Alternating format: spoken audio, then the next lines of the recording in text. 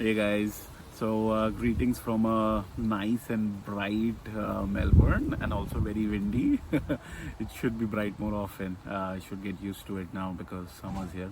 I recently met this recent PhD graduate, soon to be graduate PhD candidate, and we got together, and then she had a bunch of different questions, probably the same old questions that you would expect from somebody who has recently submitted their thesis, like what now.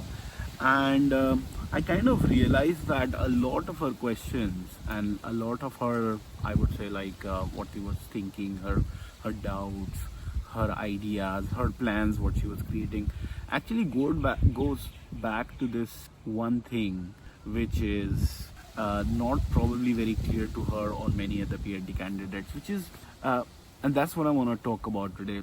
What exactly happens in a PhD? So there are like 4 stages of a PhD. I don't know where I picked it up from, but that's how I see it, and that's how I tell this to others. So if you can understand those 4 stages of your PhD, I think that will be very powerful for anybody who's like planning their way beyond PhD, or for maybe even somebody who's planning for a PhD to begin with. So what are those 4 stages? Let's talk about them. So the first stage is obviously the start. So think about it like what's the confidence level of somebody who's like recently starting PhD. So they probably did a master's and did some research projects in that, or probably they just recently finished their bachelor's, have a year or two worth of experience, and the kind of thing that, yeah, I liked my research project, I want to do something novel, I want to learn these different things, and yeah, I think I can do it. That's, of course, you need to have that level of confidence to actually start something like a PhD. And you're kind of thinking that how hard would it be? It's just a matter of commitment of years. So it's like 3 years commitment in some countries, it's like 5 years commitment in some country. So as soon as you can reconcile yourself to this fact that, okay, I'm willing to wait and defer my earnings for 3 to 5 years, yeah, I think I can do a PhD. So your confidence is probably somewhere in the middle. That's, so you come and then you just start. And then what happens is, once you start your PhD, you enter the second stage, and that's when you kind of realize that, okay, now this is something. Okay, paper publishing, identifying journals, doing something new. Okay, I don't have a list of to-dos. I have to figure these things out myself. And on top of that, these are so many different things that I have to juggle, find my way. It's a very isolating experience, and you kind of see, you hear some horror stories from some of your older PhD students or some postdocs, who've been there like 5 to 6 years in the on the postdoc treadmill, and that's when your confidence from here, it just plummets. So now you're getting into that phase where you're like, okay, can I really do a PhD? That's one of the biggest questions that is plaguing your mind right now in this stage. So you clear your milestones, your annual reviews, but it's been a year or two and you don't really have a solid plan to to finish your PhD. Okay, I'll be doing 1, 2, 3, and that will be like the end of it. And even if you have that, you're kind of thinking like, how am I even going to do something like this?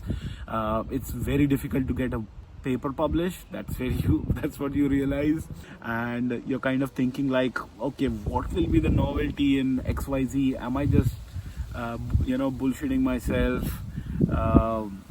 How is this even going to happen? And that's when your confidence is really, really low, and that's a very terrible stage to be in. And a lot of people, if they end up leaving their PhD programs and doing something else, this is probably the phase that they are in, and that's when they decide, okay, I don't want to do it, or probably this is not going to happen. There's somewhere around year 1, 1.5, or maybe even year 2. Then what happens is, if you manage to, let's say, stick through, you kind of understand what exactly you're doing, how does science actually work, what are your expectations, what's the scientific method, how do you go about it.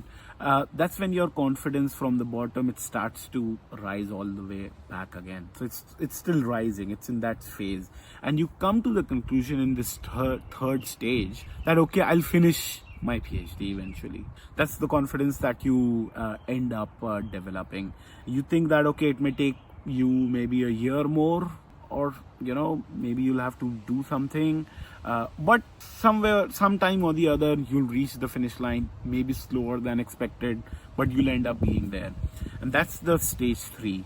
And stage 4 is something that somebody who has finished their PhD should reach, but actually not a lot of PhD graduates end up reaching that stage. But stage 4 is that level which is, now you're like, okay, actually I can do anything. I figured this thing out. I don't it doesn't really matter what I'm supposed to do.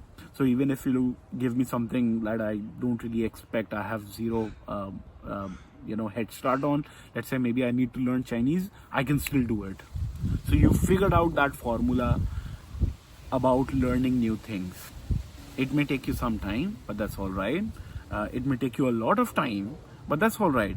But you're on that summit, on that mountain where you see things from the broad picture. You see the bigger picture in everything. You understand. You start to identify some patterns and familiarities in anything. You may be a mechanical engineer and speaking to somebody from a civil or electrical engineering background, and once you hear what they are doing, you're able to relate. You're able to figure things out. Okay, that's probably how it is. You're still not an expert in it, but you can figure things out. You can familiarize things. You can identify patterns in the whole knowledge domain, in the knowledge process, and so on. And that's kind of why I wanted to talk about this, because not a lot of PhD students reach this stage, this 4th stage, where you're like, okay, give me anything, I can do anything actually. And that's a tragedy. What happens is, a lot of PA people, you end up finishing up your PhD in that stage 3 where you kind of think like, okay, I finished my PhD, but you still don't have the confidence that I can do anything. And what ends up happening is that you end up limiting up your options. Like when you're thinking about what can I do post a PhD, or if you're thinking about I want to transition into the industry, or if you're thinking about what new projects should I pick up, unless you're in that stage 4, that level that okay, I can figure things out, I know I have the skill set, I can just do anything in the world. It doesn't even have to be from my stream or my domain. I can start picking up things from physics or chemistry, and I can still do it. You should still, at least you don't have to do it, but you need to have the level of confidence. So unless you're in that stage, you end up limiting up your options forever and ever. And one of the biggest tragedies is that a lot of people end up leaving with such an imposter syndrome that okay, I kind of made it, but I don't want to be found out, that I don't want to come across that okay, actually I don't really know it. A lot of people end up thinking that okay, I'm not really built for academia, in the sense that I cannot do so much of novel research.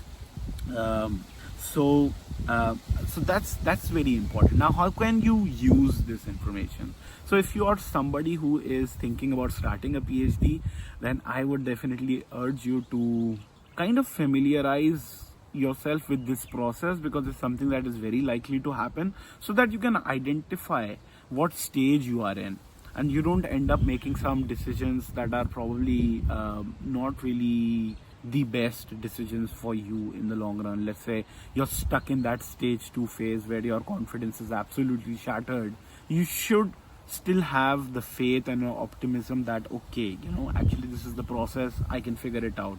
So this is something that I would suggest, that if you haven't started your PhD, probably think about it, that okay, this is the target, this is where I have to reach. If you have already started up your PhD, then I guess you should probably think about what stage am I in. Have I just started a PhD and this is the stage that I'm in, or did I skip any stage? Like is it something that's really that happens?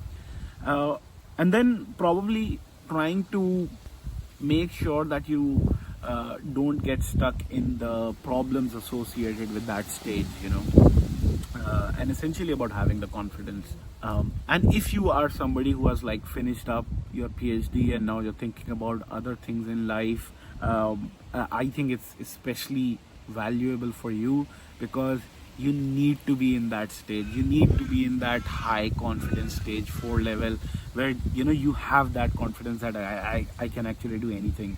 My options are not really limited. I have figured this out. I know how to learn knowledge. I know how to create knowledge. I have that skill set in me, and that I think will do wonders for you. It will open up your perspective to so many new things that you can do, so many new avenues that you wouldn't have considered as a possibility before.